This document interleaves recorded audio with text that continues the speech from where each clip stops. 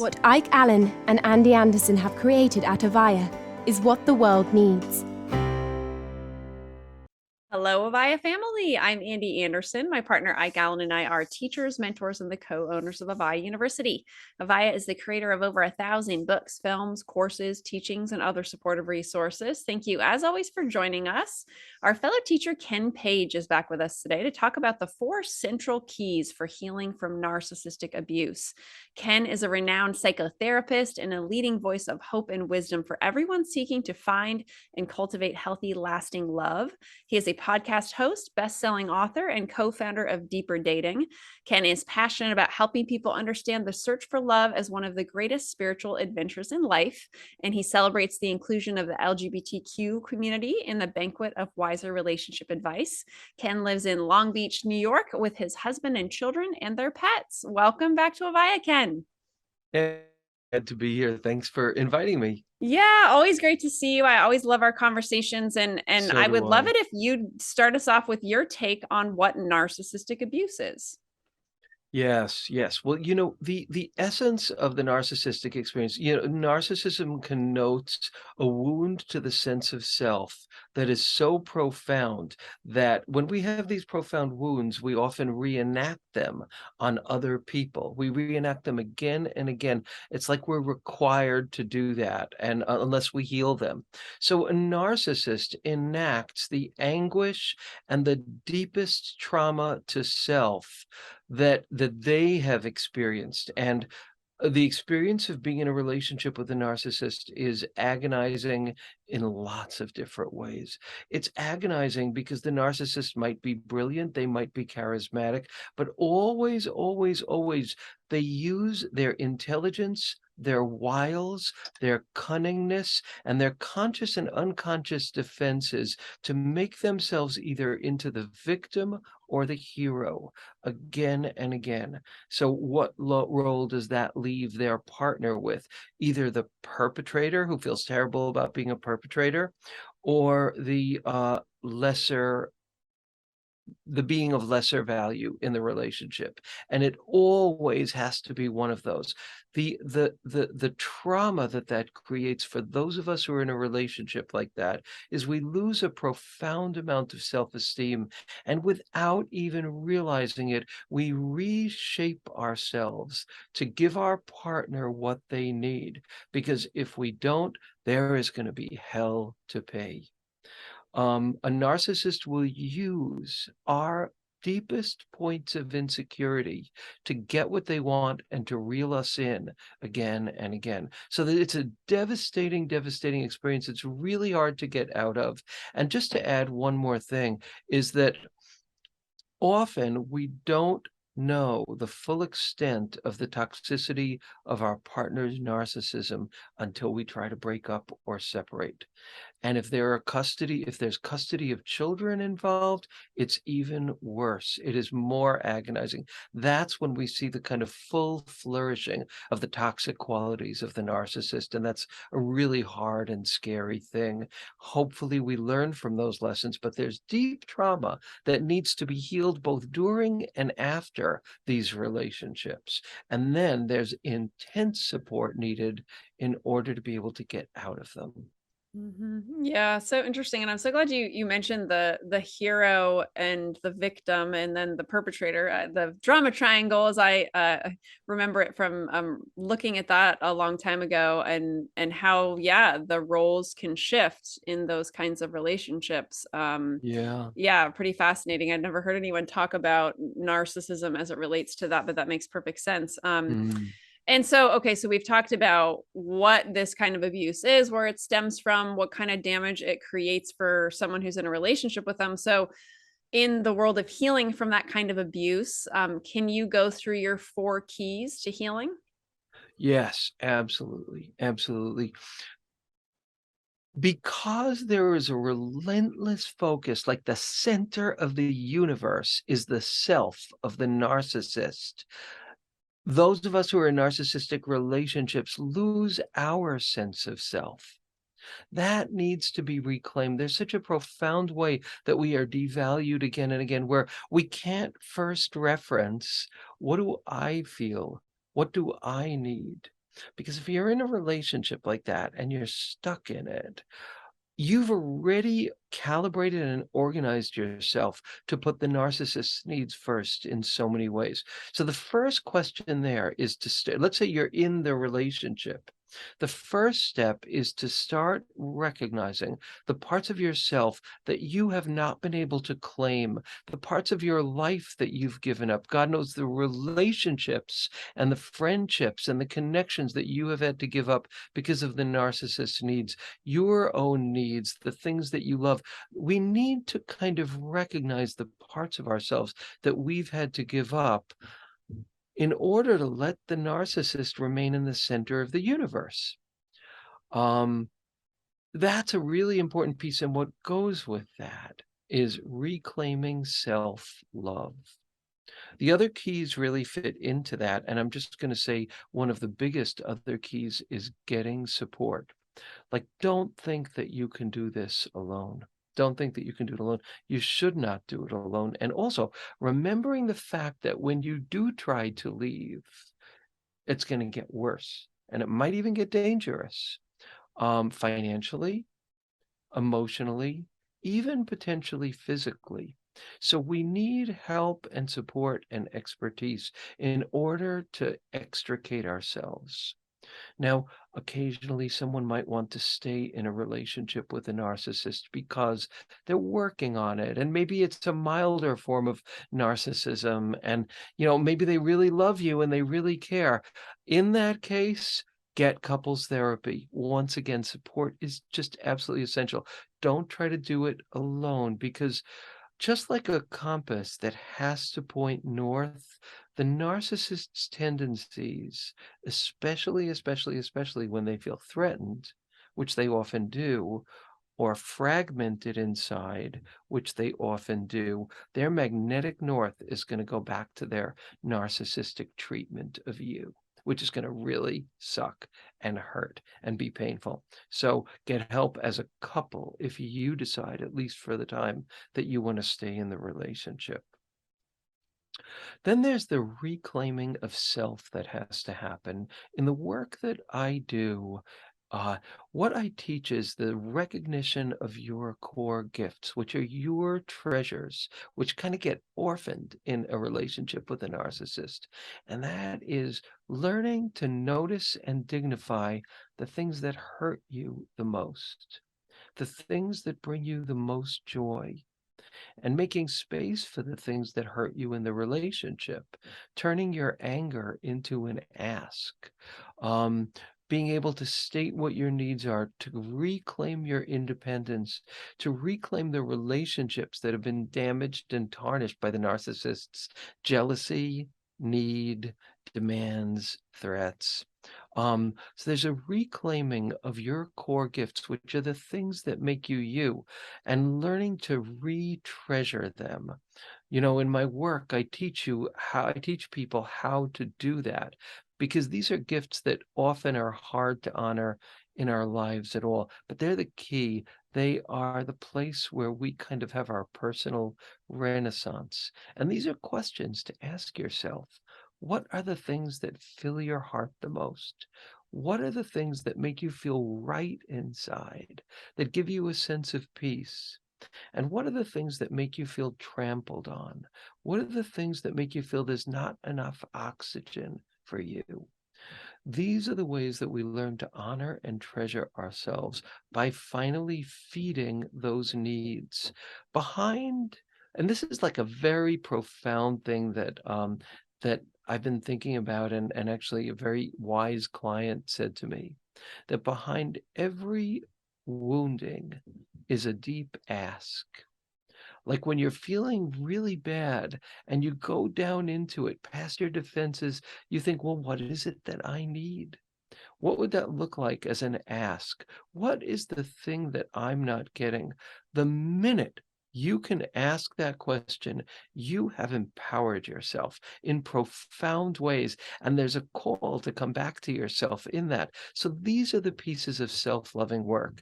And the other piece that again connects to this huge key, which is support, is who are the people in your life who treasure the qualities that your narcissistic partner steps on. Those people are gold. Those people are like, when you're drowning in quicksand, you don't try to fight your way out. Someone gives you an immovable, solid object, like a stick, and you hold on to that stick, and together you get pulled out of the quicksand. You need your solid, immovable, stable objects of relationships with people who are safe to help pull you out, not only of the relationship, but when you're out of the relationship, out of the trauma that you've incurred and has affected your whole being. So that's, again, going back to the concept of support. I love that. Thank Yeah, you. I love that the visual you just gave us of having the support and people pulling you out. That's so important. Continue. it is so important. And doesn't it feel like quicksand to be in one of those relationships? And doesn't it feel like quicksand, all the voices that make you doubt yourself and weaken you? So yeah, that's what we need. So everybody who's listening, take a minute now and think, what is that stick for you? And this comes into the third piece of this. What is that stick for you? What are the things that make you feel solid inside? What are the things inside you? Our youngest child, he used to have this expression. He would say, I need to go into my room. I need to come back to myself. I need to come back to he was really little, but that's what he used to say. And it was beautiful. What are the things that help you come back to yourself? Is it your art? Is it going back to school? Is it exercise? Is it meditation? You need those things that bring you back to your beauty, to your innate sense of goodness, and your innate sense of worth. So these are all really, really essential pieces. And then the fourth one is that we really do need to do some kind of trauma work. So that might be with a therapist. That might be with, it might be, well, there are other methods as well, but I want to just say a few things. There are trauma-informed therapists, and it's important that you work with one. And you need to ask your therapist, are they trauma-informed? Do they understand? Because what trauma does is it freezes our capacity to heal. We feel inept, we feel blocked, we feel stupid, we feel stuck, we may not feel stupid, but we often tell ourselves that because our normal innate capacity to be strong and present just freezes up. Trauma-informed therapies understand that. And one of the pieces that links to that is, if you are traumatized by a narcissistic relationship and you keep getting re-traumatized by the narcissist, if things are not really changing, it's going to be close to impossible to really get better. Because what happens is you experience PTSD, post-traumatic stress disorder. You experience like a repetition inside you where, just like somebody who's a vet that was around an explosion, and then they hear a car tire pop in the street, and they run and crouch down. That's such a deep innate response because they're experiencing PTSD. The ways that you have been hurt by the narcissist will bring you back to those reduced experiences of yourself where you don't have the tools and you don't have the capacity at those times. So super important to get away from re-traumatization. You may not be able to get away from it perfectly, but get away from it as much as you can, because it'll shoot you back to the place where you're frozen, where you can't do what needs to be done. So trauma-informed therapists, also trauma-based therapies like EMDR or brain spotting, or even the emotional freedom technique, tapping, AEDP. There are a number of different therapies which specialize in this and which really speed the process. I really recommend that to people instead of, just a more traditional talk therapy with a therapist who doesn't have deep expertise in those areas. And there are processes that you can do on your own to help you heal and to kind of like work through trauma. And I just want to say one thing about a way to understand your trauma responses if you're in the process of healing. I'll tell you what doesn't work. What doesn't work is to tell yourself to act better or act differently or get over it. That does not work because that connotes a non-understanding of trauma. What does work is, it's this image that I have of holding yourself with cupped hands. So you could even do that right now. Like imagine holding your hands really flat, just completely flat. So you're holding your experience of pain and trauma with these cold kind of hands, objective hands. That's not going to work. Or squeezing really tight, like you got to change, you've got to change. That doesn't work. There has to be space. And the image of cupped hands is an image of holding your pain and your trauma as if you treasured it, as if not that it's a good thing, but it's like a hurt child and it's your hurt child. So this kind of holding trauma with hands that don't force it to change, but are just filled with compassion. That is when the walls begin to melt. That is when trauma begins to melt. And that is self-love. And that is just a key throughout the whole thing. So if I was going to kind of reduce all the keys into 2 arenas, it would be self-love, well, 3 arenas. It would be self-love, support, and getting away from re-traumatization to the best of your ability. Yeah, I love that. So I was just taking some notes there as you were saying that, and I love your example of the cupped hands. And I think we talked about that maybe the last time we talked, and it's Yeah, always just yeah. so soothing just to even imagine that. Yeah, holding ourselves in the cupped hands, holding those experiences in such a more loving way. Did you want to teach us a practice to help people speed up their healing, or was what you just said the practice you wanted to teach us? No, I would absolutely love to teach you this practice. It is a gorgeous practice. I do it every day in my intensive 6-month courses. Everybody does it. I encourage them to do it every day.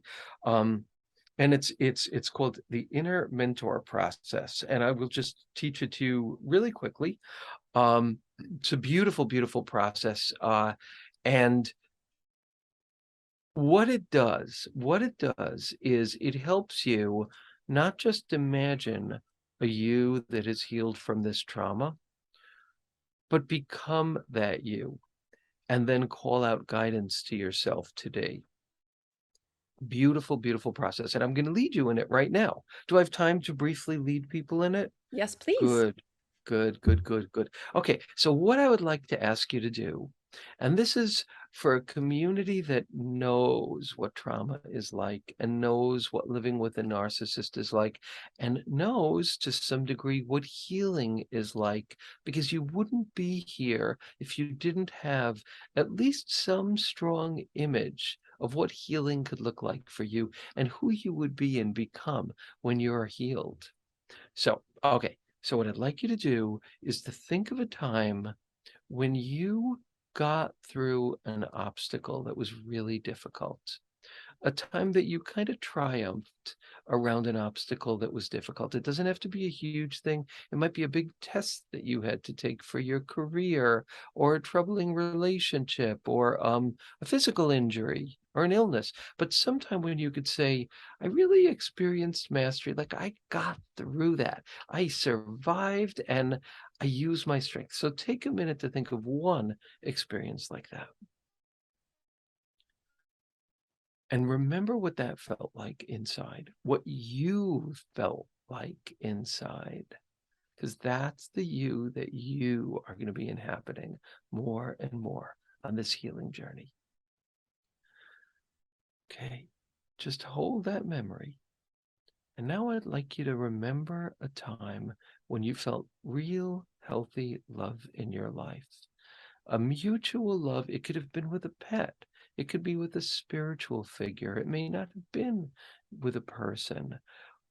Maybe it's with yourself in a moment of healing, but a relationship where there was a mutual sense of love, you being able to feel loved and you giving love. And remember what that is like when your heart is filled with love. That feeling. Take a minute to remember that, because that is you. That's the you that you are going to be like in your next healthy relationship. Picture that, taste that, and just kind of let that be. Okay, now I'd like you to imagine one more thing, a time in your life that you felt deeply comfortable in your own skin. Maybe it was in nature, maybe it was when you were little, just one time when you felt really comfortable in your own skin. That is such a good feeling. So just remember that, like taste that. Remember what that feels like in your body and your muscles and in your heart. Just being comfortable with you. Ah, such a good feeling. And hold that, because that's you being aligned with you. That's the pieces of you fitting in, so you get to experience your natural state of self. Good.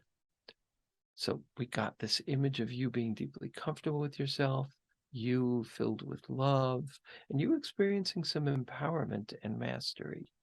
Now, I'd like you to give yourself the luxury of fantasizing a you that lives in those places. This is the you that you're meant to be. This is the evolutionary you.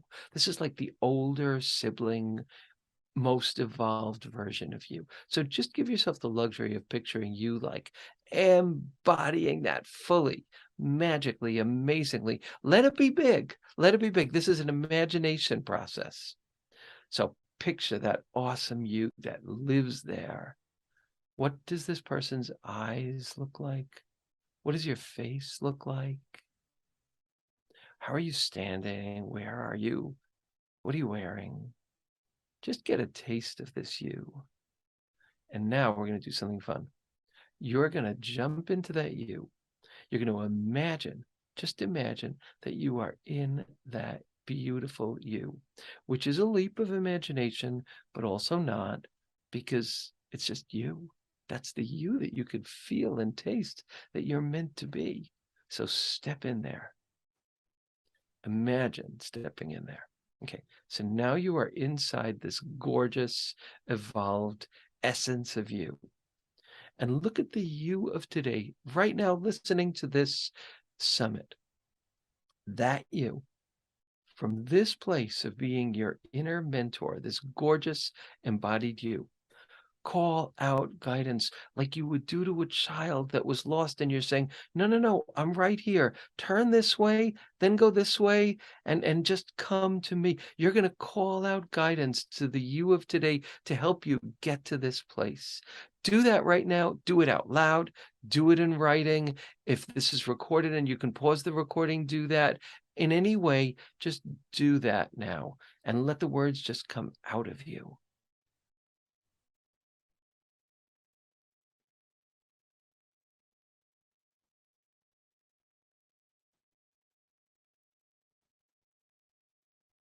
You can pause the recording for more time, or if not, what's the main message that you want to call out to yourself from here? Okay, and now go back, and you are going to become the you of today. You're back in yourself, but there's this gorgeous, amazing you. So just reach out your arms and take this you into your arms. And now you get this double hug, this hug from the you you're meant to be, and the hug from you of today, hugging each other. It's like a deep unity of your evolved self and your current self. Just say thank you and know that you have full access to this you. And you have now done the inner mentor process. So come back, notice how you feel, and I encourage you to do this as often as you want, and let the message become your meditation for the day every time you do it. This is how we anchor in our goodness, our worth, our value, our hope, and our preciousness as a being. And that is how we liberate ourselves from the trauma of narcissistic abuse. Beautiful, Ken. Thank you so much. I love Thank that. you. I love that. I really, yeah, my experience of that was especially when you were talking about like thinking of the you being aligned, peaceful, what have you. Those are my words, paraphrasing what you said, but I think of, yeah, I thought of like times in nature, times doing yoga when I felt extremely aligned and just connected with that me. And Yeah, that was what was coming up for me a lot in this, and love just that. what a peaceful being that is, to be able to take forward.